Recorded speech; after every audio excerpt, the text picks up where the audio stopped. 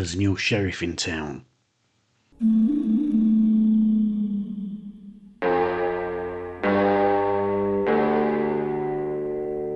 So I spoke to the players at 10 o'clock and the coaching staff. I think it's fair to say that it went down extremely well. They were very positive. They were pleased that Mr. Chansiri is no longer in charge of the club.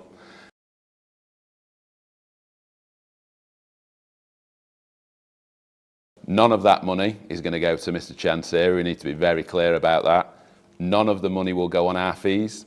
So all of the money that the fans put into the club through buying the home shirts, ticket sales, it's all going to go on the running costs of the club. Merchandise, beer, pies, whatever it may be, that's all going to the running of the football club. I know it's short notice, but if we could sell thousands of tickets today, that would be fantastic.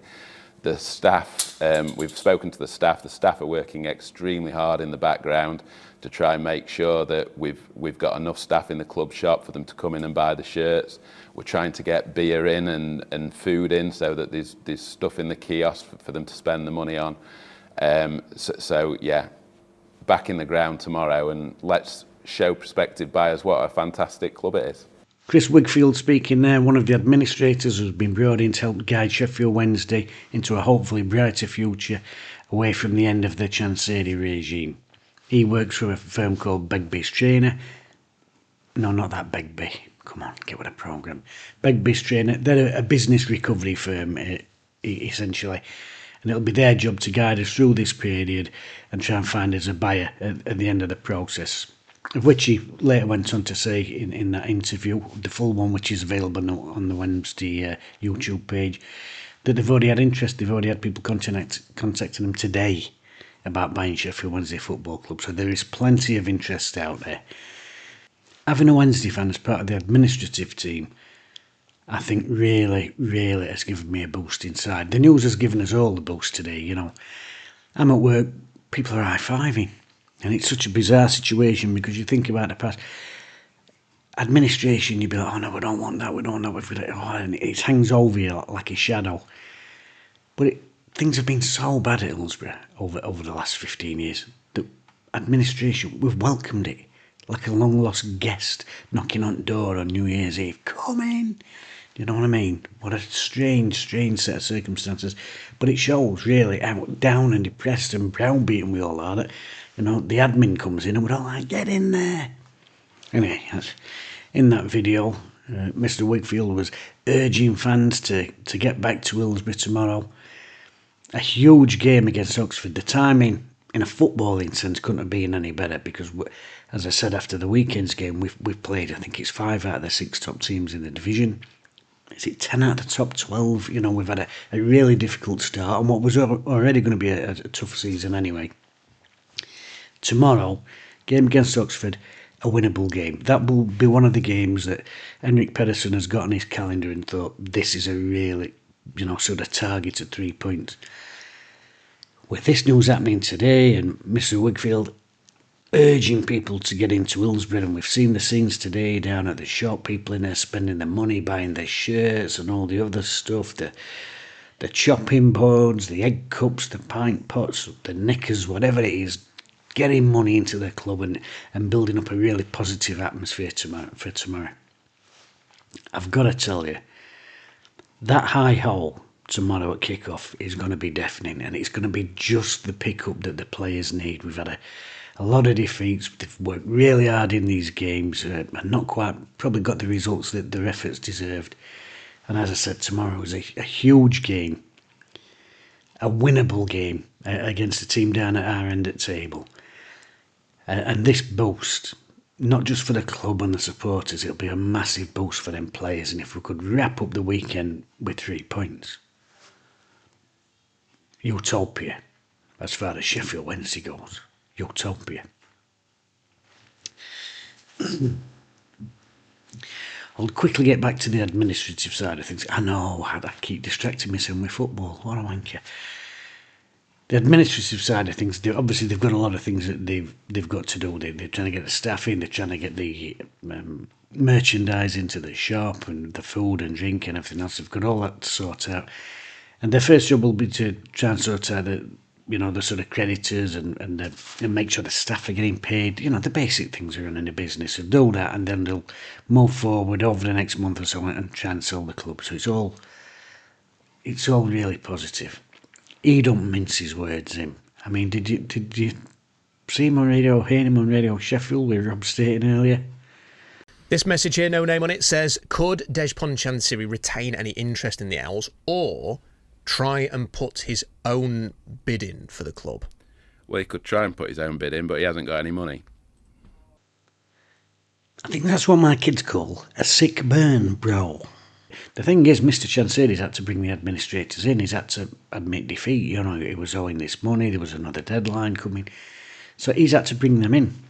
It's not often the people you bring in and say, okay, you're going to have to give me an hand here. I like that. And, being so brutally honest with you and with everybody else. But, of course, as I said, Wednesday fan. He's not the only one, of course. I think there's a three-man team heading this up. There's also a chap called Julian Pitts, and the other one is Paul Stanley.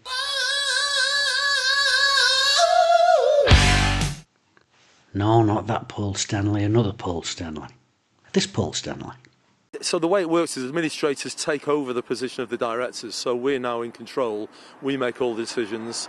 I've never met the previous owner, I've never spoken to him, and I don't think I would need to be honest with you. He doesn't get involved in any decisions now going forward. It's purely down to us, and our responsibility is we report to the creditors and we report back to the court. The more and more words I heard about this, the more happy I am, because it's confirming little things that you want to know. He's not still going to be involved in any way, is he? No, he ain't. No, he ain't. I was talking to one of the lads at work today, and we just sat down to have dinner. And he said, "Do you know what?" He said, "I feel like a weight's been lifted off my shoulders." He said, "Because it's always there. And this last few years especially, it's been a bad 10 out of 15, I would say.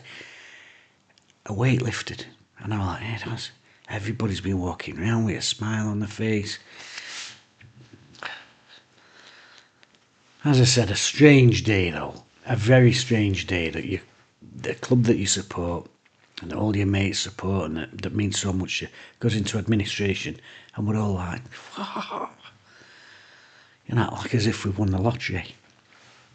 They're going to have the work cut out, by the way. They've got a lot of things to sort out, but what a huge boost for the fans. And not just the fans, also a huge boost for the players.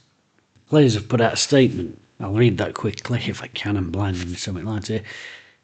To all fans of our club, we the players want to say directly to you, our supporters, how much we appreciate the lengths you have gone to protect this great club that we all love so much. Whilst we fully understand your stance and the measures to force change as a group, not having you in the ground has been felt by all of us. After what's been a period of division and a feeling of disconnect between the club, the players and the fans, we now hope this is time we can all come back together under the badge and enjoy our football again. Amen to that. So we ask you, starting tomorrow against Oxford, please come back to Hillsborough and cheer the team on. Let's make the ground a place for the other teams to fear, as we do everything we can to get the points we're going to so desperately need. Think back to the comeback against Peterborough. Wins against Arsenal and Newcastle. That was you in the stands as much as us on the pitch. We won't give up, and we ask you, do not give up on us. Together we are stronger, and together we can fight. And that's from the players of the club. Stirring stuff. I actually like to think, maybe it was a media person, but I actually like to think that a player's written that. I don't know why it'd mean more to me, but it would. But yeah, a great statement there from the players, and it reiterates what I said before. Of all the games so far that we've played this season, this is the one, that I certainly marked on the calendar. As I said, I'm sure Henrik did. That's a winnable. The players are asking us to get in there. The administrators are asking us to get in there and get them lads back in. And if we do that, I'm sure we can go out there and get 3 points for Henrik and lads, because I tell you what, they deserve it. They deserve the backing. We've stayed away. We've had to make that point. But they deserve the full backing. They've given absolute maximum effort this season. Even when they haven't been paid, they've been out there on the park, giving it their all. You look at the young lads, Brown and Weaver, who've come in and had to play at a physicality level and a tempo game that they're not used to from being kids, and injured themselves in process. So it's really now time to get in there and back them lads and try and get some wins on the board. wins on the board. But I'm talking about 3 points. I mean, the EFL have wasted no time at all, have they? Getting us some dogs. But do you know what? I'm even quite happy about that. No, I am. Bear with me. I would rather have the points knocked off now than we get relegated anyway and they get knocked off next season. You know, you don't want to be playing catch-up in 3rd division when you know that to every other team in there, you're a big fish and they're all going to come and get 11 behind ball and make it hard for you and, you know, a scalp. When does he go down there when you're a scalp? Let's not, it's not being big-headed to say that. If we go down with a scalp, and it can be tough down here.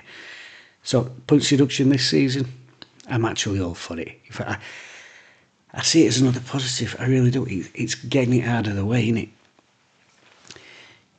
It's a bit like waiting for a doctor's appointment when you're badly.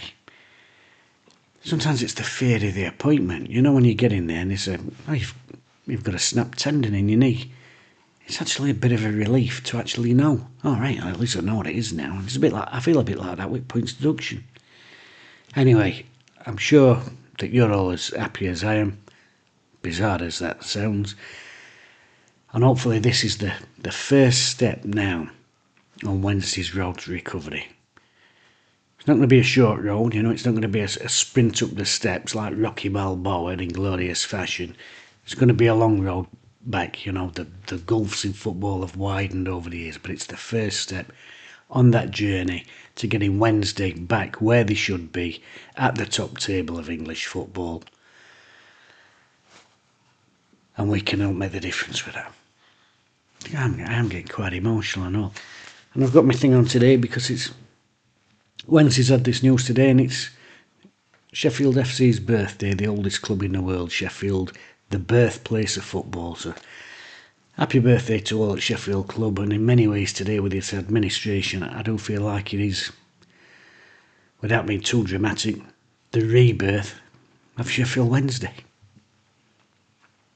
I am actually going to go and have a drink because that's how I feel. I hope you've had one and all. Cheers. So